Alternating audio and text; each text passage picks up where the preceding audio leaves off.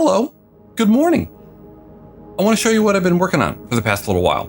If you have been following me for any length of time, you probably know that I've developed a kit for the Elgato Prompter called the Nackback, which it just adds a bunch of features and functionality.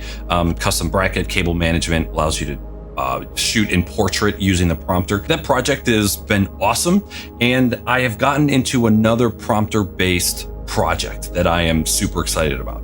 So about, I don't know, maybe like a month or so ago, somebody reached out to me and asked if I had developed a bracket that would allow the prompter to be mounted to a VESA monitor arm, which is like any typical monitor arm. And VESA, V-E-S-A, is a mounting standard for monitors that comes in either 75mm or 100mm. And it is those 4 screws that you secure monitors to for monitor arms. And you can get monitor arms for $15 or $80, depending on what you want. The best monitor arms are the pneumatic gas spring mechanism arms. They're the ones that allow you to mount things and then freely move them around without having to tighten and loosen things. By the way, this whole video audio setup is brand new, using the Beacon mic because their noise suppression is the best. I got 3D printers running in the background, so I'm sorry if this is a little botched. I always loved mounting my prompter to those arms because it allowed you to freely move it around really easily. But it was always a very DIY, a very loosely put together thing. And so this got me thinking, oh, this is something that other people desire. And then I ended up on this project, and it is just, I become obsessed with it, along with a couple other things I'm currently working on. So the idea is, if you have any typical monitor arm, whether it's an extra or as long as it is a VESA monitor arm, you can take this bracket, this big chunky boy I've developed, and slide it onto the bottom of the prompter. And now this prompter can be mounted to any monitor arm. And it has support for both the 75mm and 100mm standards.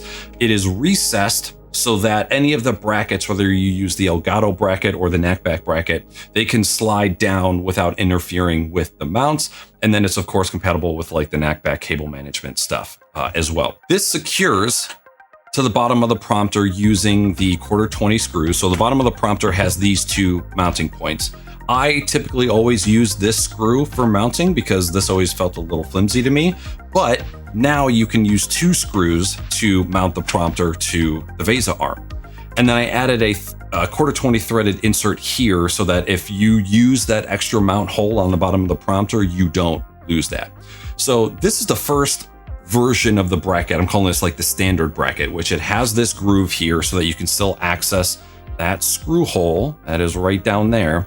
And then that got me thinking, well, I'm somebody who likes to have a little bit more when it comes to the prompter, and I discovered a way that I could utilize the prompter's mounting points for additional functionality. So that is where the second version comes in. This is called the modular or the pro version. So it has this same groove in the I can now use that channel as a dovetail, and I can make that an interchangeable system depending on what you want to use. So this bracket right now is using the tray. So if you just want to be decorative and you want to put some things up there, or you can like throw little knickknacks or little figurines just to kind of mount under there, just to add some pizzazz.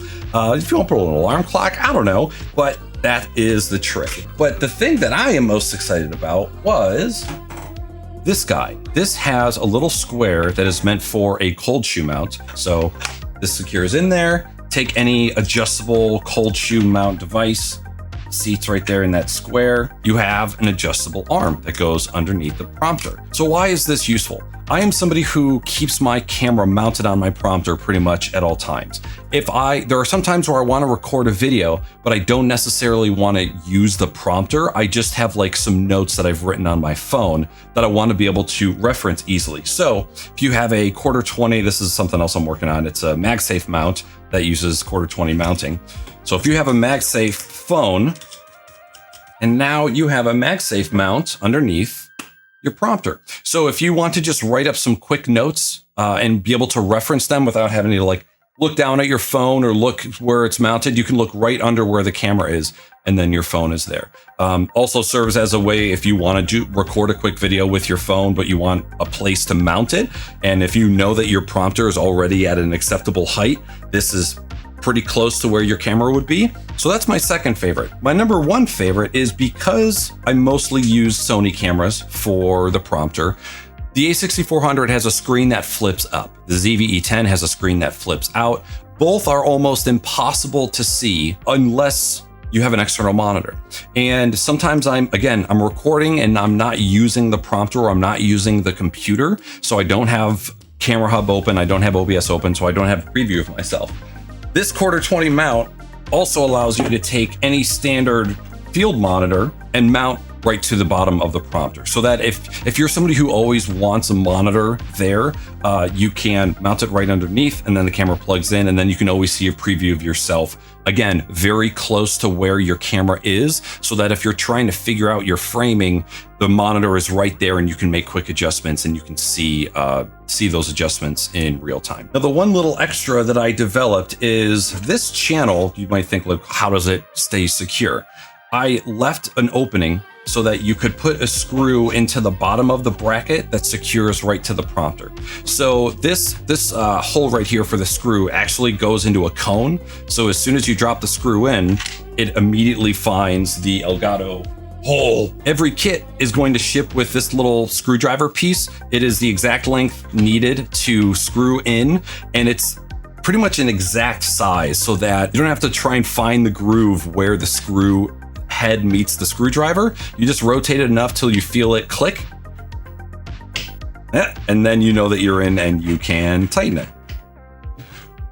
Oh, there's no there's no prompter to screw into. I'm like, why isn't it tightening? One additional thing I designed that is probably unnecessary, but I wanted to do it anyways, is if you have a screwdriver that you like that has the standard size chuck, you could take out the bit, put this in there, and then you could put your bit into the end. And I even designed a little locking mechanism here so that the bit can't, it takes force to remove it, but it's like it clicks into place and then it doesn't come out. And then you can use whatever screwdriver you have to screw that in, just in case this doesn't work. I don't know. I was just like, it was kind of a challenge, just something I wanted to do. And then you tighten it, and then at any point you can loosen it, and then this whole business comes out. And then if you bought the kit with the tray and the Q20 mount, and then one day you're like, man, these are both useless, I don't care about any of them. This ships with a blank insert as well that just goes into the, hello? That just goes in, and it makes it look like nothing ever happened. Come back. Oh, thank you. And that's pretty much it. So you have the standard kit, it's just that, and it comes with 2 screws. And then you have the modular kit, which will have the Q20 mount, the blank insert, and then the tray.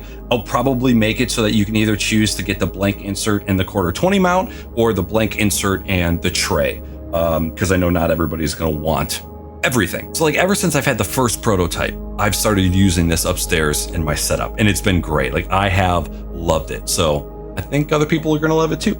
So again, still in the design prototyping phase. I'm going to open this up to beta, just like the other projects that I've done. So more info on that will be sent out via the newsletter first, and then I'll go public with it a little bit after that. But yeah, thanks for watching. And if you have any ideas, any feedback, if you have anything negative to say, don't say it.